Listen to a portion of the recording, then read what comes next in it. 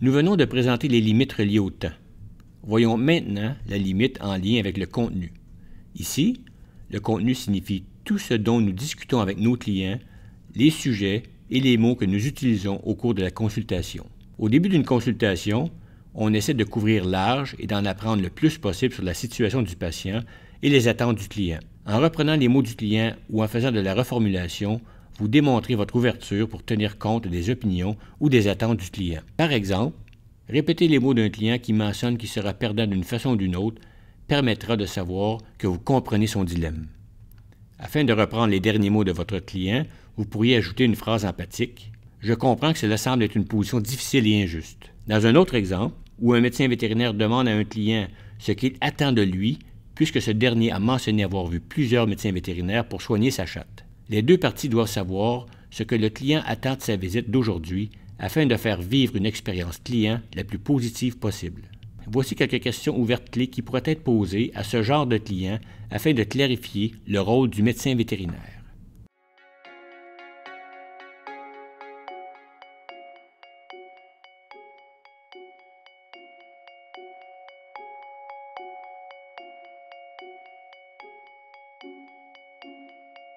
Parfois, vous devrez développer le contenu de la discussion afin d'inclure des alternatives que le client n'a pas envisagées auparavant ou qu'il n'a pas voulu prendre en compte. Ici, le médecin vétérinaire discute avec un client qui est catégorique à propos de l'exécution de la procédure de dégriffage de son chat.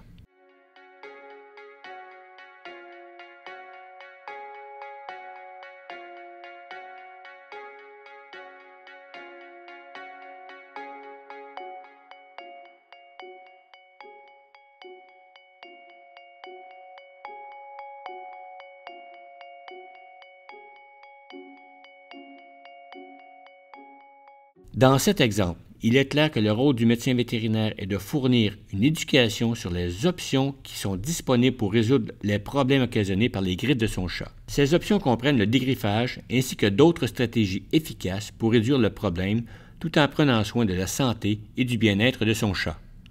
Il s'agit ensuite de souligner les avantages et les inconvénients de chacune des options.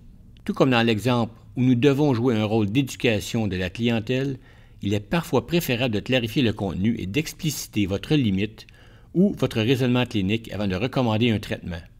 Surtout pour favoriser une utilisation plus rationnelle, judicieuse et responsable des antibiotiques.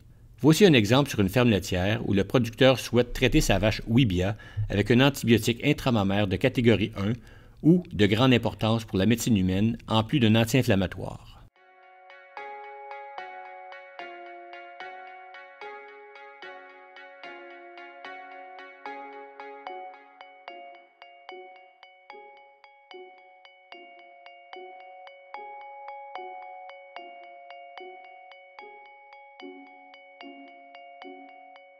À l'occasion, les médecins vétérinaires doivent affirmer leurs limites et définir ce qui est acceptable et non acceptable dans le contenu ou la manière d'échanger avec l'équipe de soins durant une consultation. Prenons par exemple une situation où le comportement du client peut être menaçant pour sa sécurité ou celle des autres. Dans cet exemple, le client exprime sa colère d'une manière qui dérange personnellement le médecin vétérinaire et l'intimide.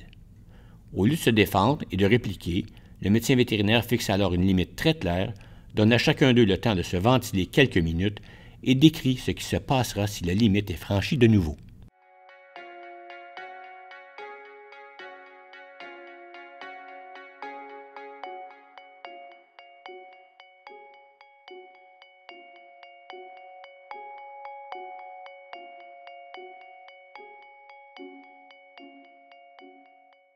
Parfois, vous devez dire clairement et explicitement au client ce dont vous avez besoin.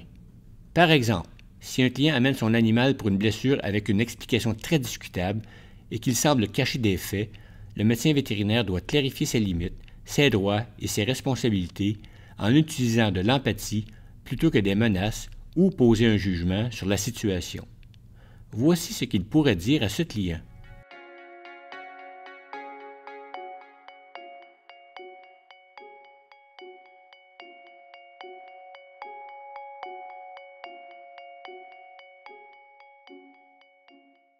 Nous avons donc discuté des limites associées au temps, au contenu et aux droits et responsabilités. Cette dernière section traite plus particulièrement des limites physiques, soit de l'espace et de la distance à respecter entre vous et votre client. Parfois, un ordinateur ou une table d'examen est une limite qui interfère avec la qualité de votre interaction avec le client et son animal. La différence de hauteur au niveau du regard et votre positionnement plus élevé par rapport au client peuvent être perçus comme une expression directe de pouvoir, ce qui peut être intimidant pour le client. Essayez de garder votre œil au niveau de celui du client ou idéalement juste un peu en dessous de ce dernier. Les gens diffèrent dans la taille de leur bulle ou espace personnel avec lequel ils sont à l'aise. L'espace personnel d'un client peut être différent du vôtre. La même chose s'applique au toucher. Toucher peut être une partie importante de l'empathie et de l'engagement, mais les réactions du client doivent être surveillées pour valider l'inconfort de ce geste. Bien sûr, une alternative sans risque est d'utiliser le contact avec l'animal pour communiquer votre empathie et votre engagement à la santé et au bien-être de votre patient. Pour compléter la méthode COOL, il est important de préciser que dans certaines situations conflictuelles, vous n'êtes possiblement pas la bonne personne pour régler le conflit. Vous devez alors étendre ou agrandir votre approche en demandant de l'aide externe. Cela signifie que vous devez sortir de la relation pour inviter ou référer quelqu'un d'autre temporairement pour son expertise ou pour ses compétences particulières. Habituellement, il est facile de référer un cas ou proposer à un client de consulter une autre clinique pour obtenir des services spécialisés. Par contre, dans le cas particulier d'un de vos clients difficiles ou d'une situation conflictuelle, nous vous recommandons de ne pas systématiquement les référer aux cliniques voisines.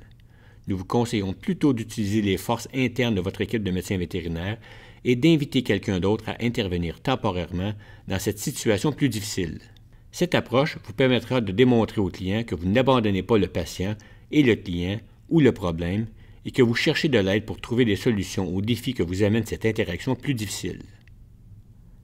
Dans ces situations, il y a 3 questions à considérer avant de demander de l'aide en dehors de votre relation client-patient vétérinaire. D'abord, quel type d'aide est nécessaire? Qui peut nous aider et quelles sont les sources d'aide? Et comment le client sera-t-il impliqué dans cette décision?